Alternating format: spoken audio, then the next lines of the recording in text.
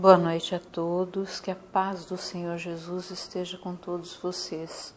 Eu peço a Deus, peço ao Divino Espírito Santo de Deus, peço a nosso Senhor Jesus Cristo e a todos os anjos e santos que Deus permite vir nos ajudar, que nos ilumine com essa leitura, para que cada pessoa que precise de cada uma dessas palavras possam recebê-las e fazer bom uso delas, melhorar em todos os sentidos, na saúde, na vida financeira, na vida emocional, em nome de Jesus. Hoje eu vou ler para vocês Deuteronômio,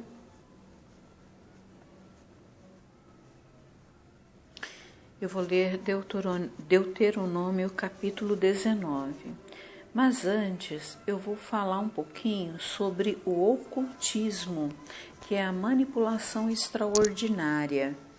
O termo ocultismo é derivado da palavra latina occultus, que significa escondido ou encoberto, ou seja, algo interno, secreto, misterioso e fora do âmbito do conhecimento humano comum. O ocultismo envolve diversos tipos de técnicas secretas que visam alterar a ciência humana e manipular o sobrenatural a fim de obter poder psicoespiritual. Alguns exemplos são a magia branca e a negra, o espiritismo e várias formas de adivinhação. O ocultismo faz distinção entre a magia branca e negra. Diz-se que a magia branca é praticada para fins benéficos, busca fazer o bem a outros, invocando espíritos e procurando controlá-los com instrumentos cerimoniais, como varas de condão, adagas, mantos e cintos. A magia branca é associada à prática contemporânea de culto à deusa e à feitiçaria. A magia negra, por sua vez, se refere à prática de bruxaria e necromancia. Ao contrário da magia branca, é usada contra outros, visando obter benefícios pessoais e materiais. Outros exemplos de práticas ocultistas são o espiritismo, que é o contato com pessoas falecidas ou invisíveis através de médiums, transes ou possessão voluntária, a adivinhação, que é o uso de vários métodos e objetos para dar conselhos, a astrologia, que é um método antigo de mapear as ocorrências celestes através de horóscopos, a numerologia, que atribui significado especial a números, usando-os para analisar o caráter da pessoa e prever seu futuro. A quiromancia, que é a interpretação do futuro pela análise das linhas da palma da mão. O tarô, que é o uso de cartas com símbolos para prever o futuro. A psicografia, ato de escrever em estado de transe sem controle consciente. Nós temos um exemplo mundial, que é o caso do Chico Xavier, que foi um grande psicógrafo das pessoas que já não vivem mais nesse mundo. Todas essas práticas têm origem demoníaca e são proibidas pelas Escrituras.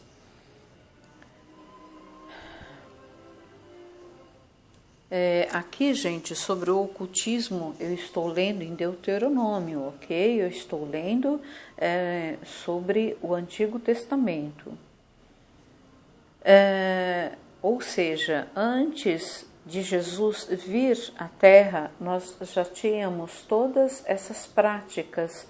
E como explica aqui sobre a magia branca e a magia negra é uma prática de bruxaria e necromancia que pode fazer o mal para as pessoas, e a magia branca que faz o bem para as pessoas. Então temos que observar, pedir orientação a Deus para poder abordar um assunto como este e, o mais importante, não criticar e não fazer o mal para ninguém. Jesus, quando veio, falou, está no Novo Testamento, ele fala muito sobre isso. Fazei ao outro aquilo que gostaria que fizesse a você. Então, você não quer que faça mal a você. Então, faça o bem para as pessoas, para que você receba o bem em troca. Bom, vamos lá. Capítulo 19. A quem pertencem os privilégios das cidades de refúgio? Quando o Senhor, teu Deus, desarraigar as nações cuja terra se dará o Senhor, teu Deus, e tu as possuíres e morares nas suas cidades e nas suas casas, 3 cidades separarás no meio da tua terra, que te dará o Senhor, o teu Deus, para a possuíres. Preparar-te-ás o caminho e os termos da tua terra, que te fará possuir o Senhor, teu Deus. Partirás em 3, e isso será para que todo homicida se acolha ali. E este é o caso tocante ao homicida que se acolher ali, para que viva. Aquele que por erro ferir o seu próximo, a quem não aborrecia dantes. Então, olha só, o homicida também é uma pessoa que fere o próximo. Como também aquele que entrar com seu próximo no bosque para cortar lenha e, pondo força na sua mão com o machado para cortar a árvore, o ferro, saltar do cabo e ferir o seu próximo e morrer, o tal se acolherá a uma dessas cidades e viverá. Ou seja, foi um acidente a morte da pessoa que estava próxima. Para que o vingador do sangue não vá após o homicida quando se esquentar o seu coração e o alcance por ser cumprido o caminho e lhe tire a vida, porque não é culpado de morte, pois o não aborrecia dantes.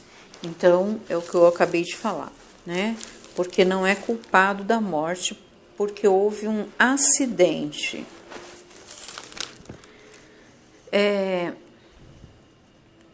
Do versículo 1 ao 4, 3 cidades do lado leste do Jordão já haviam sido separadas como cidades de refúgio. Moisés instruiu o povo a separar cidades também do lado oeste do Jordão.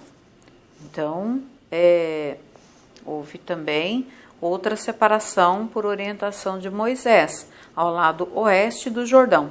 Estes locais serviram de refúgio para qualquer pessoa que houvesse cometido homicídio culposo, não intencional, quando não há intenção de matar. Tá? O vingador do sangue era o membro da família do sexo masculino,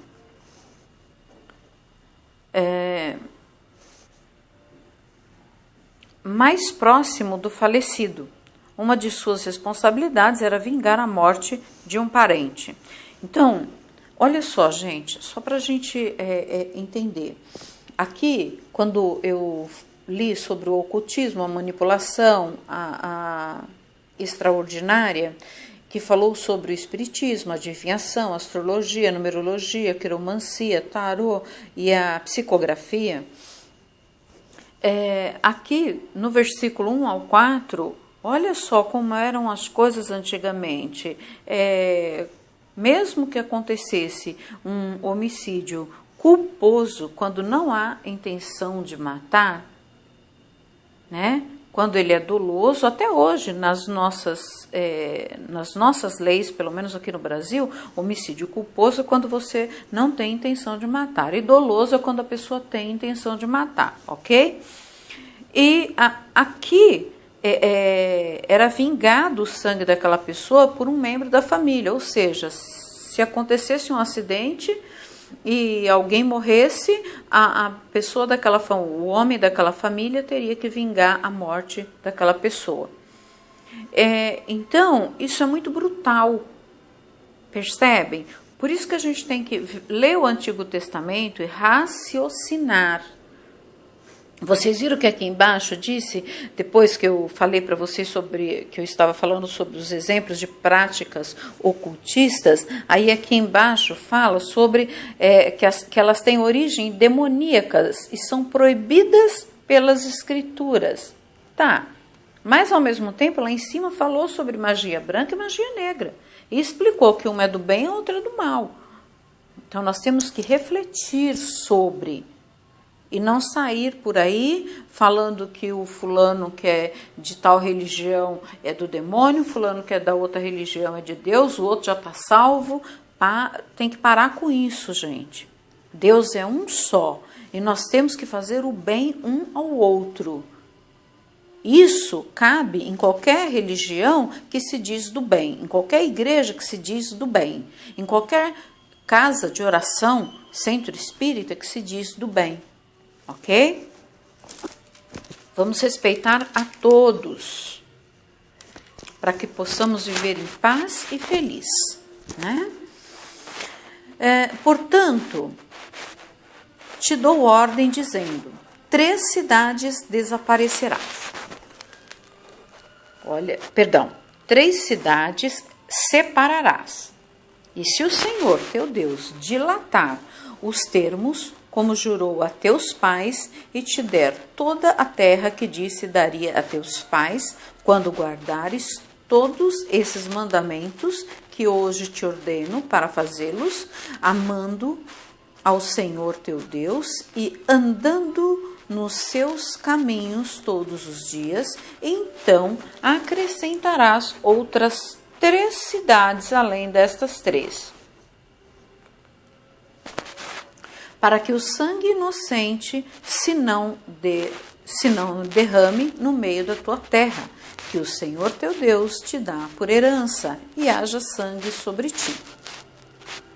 Mas houve alguém que aborrece a seu próximo e lhe arma ciladas. Olha só, alguém que aborrece seu próximo e lhe arma ciladas, e se levanta contra ele, e o fere na vida, de modo que morra, e se acolhe em algumas dessas cidades. Então os anciãos da sua cidade mandarão, e dali o tirarão, e o entregarão na mão do vingador do sangue, para que morra.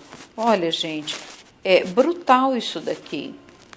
É brutal. Então, nós não temos que usar essas práticas brutais. Por isso que Jesus veio. Isso é brutal. Nós não devemos fazer esse tipo de coisa. Devemos perdoar. Aí, no lugar dessa brutalidade, entra o perdão. Certo? Não é para isso que Jesus veio? Para perdoar? O teu olho o não poupará, antes tirarás o sangue inocente de Israel, para que bem te suceda. Aqui esse versículo 13, ele é extremamente brutal. Ok? Olha só, o teu olho o não poupará, antes tirarás o sangue inocente de Israel, para que bem te suceda. É uma prática errônea, né? Isso não deve acontecer. Eu estou aqui fazendo uma crítica ao versículo 13. Continuando. Acerca dos limites e das testemunhas.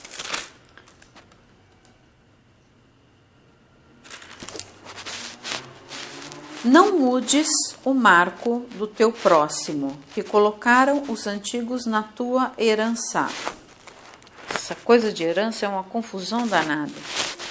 Que possuíres na terra, que te dá o Senhor teu Deus, para o possuíres.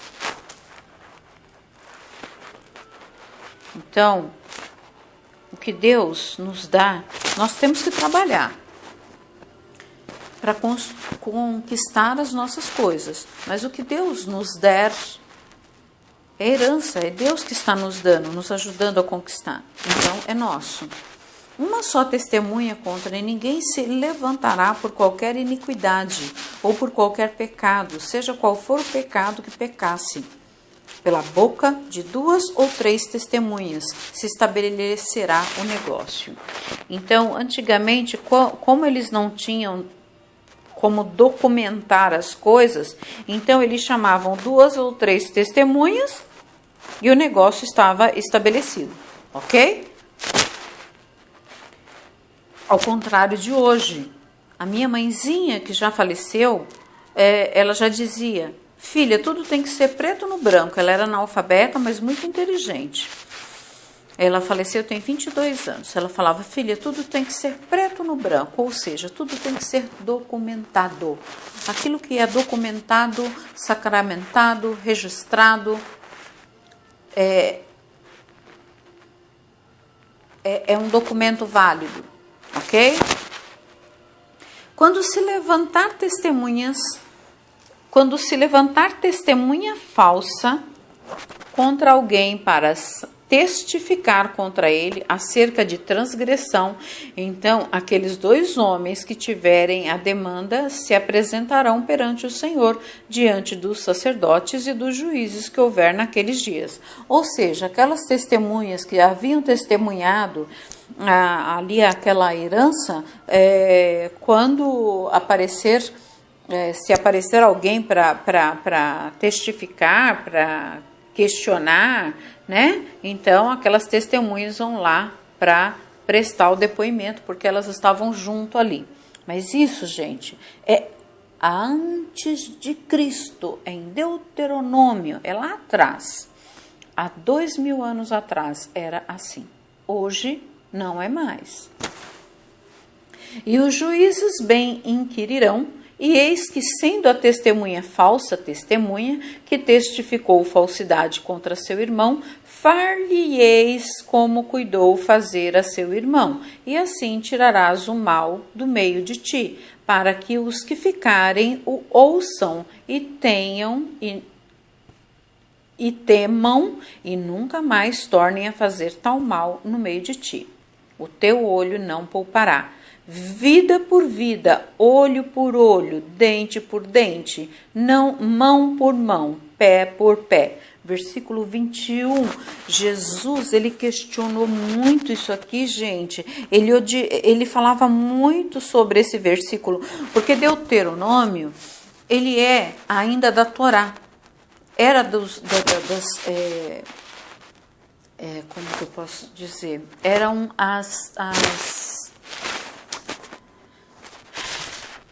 eram os documentos, era a Torá que os judeus seguiam. Jesus era judeu e Jesus não concordava com isso aqui. Vou ler de novo, versículo 21.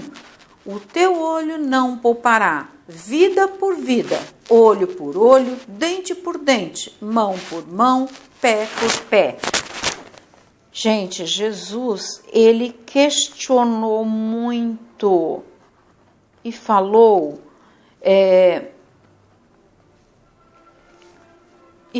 para que não fizéssemos isso, certo? Então, e falou para que não, é que eu estou escrevendo aqui, tá, gente? Para que não fizéssemos isso.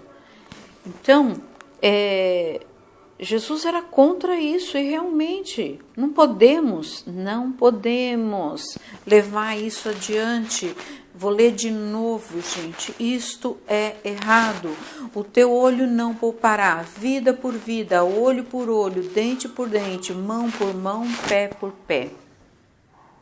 Senão vai morrer muita gente, né?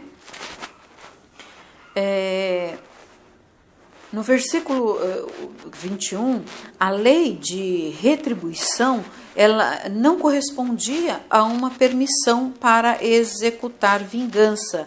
Antes era usada para impor limites ao castigo, a fim de evitar tanto a leniência quanto à excessividade garantir que faria justiça. Então, era uma justiça, gente, mas era uma justiça cruel, tá? Uma justiça cruel e amplamente criticada por Jesus. Jesus criticou demais o versículo 21 da Torá em Deuteronômio. Então, temos que ler a Bíblia com muito cuidado, gente. A hora que a gente lê a Bíblia, a gente tem que ler e refletir. Não é só ler por ler. Não é só ler e... não, está escrito lá, dente por dente, olho por olho, vou matar o fulano. Não, não é assim, gente. Jesus veio justamente para mudar tudo isso. Ele veio para mudar as escrituras, para mudar o que estava errado nas escrituras. Jesus fala de justiça, fala de amor, ele fala de fazer o bem sem olhar a quem. Ele fala de fazer ao outro aquilo que você gostaria que fizesse para você mesmo. Era isso que Jesus falava. Né? Maravilhoso, muito bom tudo que ele fez. Então nós temos que tomar muito cuidado. Aí na hora que a gente trabalha com o Antigo Testamento. Temos que ler? Temos. Mas temos que tomar cuidado. Refletir. Analisar. Ok? Então, meus queridos amigos, ficamos por aqui. E não esqueçamos dos ensinamentos de Cristo. Ok? Fiquem na paz do Senhor Jesus, que Deus, o Divino Espírito Santo de Deus, nosso Senhor Jesus Cristo e todos os anjos e santos que Deus permite vir nos ajudar, ajude a você que ouvir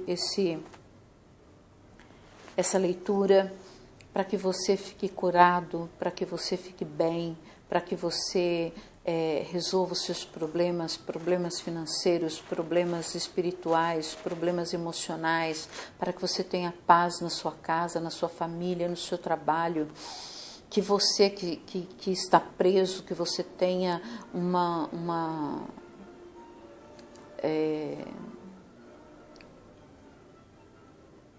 correção justa para os seus atos e que quando você saia da prisão você esteja bem preparado para voltar à vida, à sociedade bem, né? Para você que está nos hospitais, que você consiga ficar bem, que você melhore, que Deus coloque bons médicos, bons enfermeiros no teu caminho, que a tua família te apoie, que te ajude e que você fique bem. Fiquem na paz do Senhor Jesus. Amém.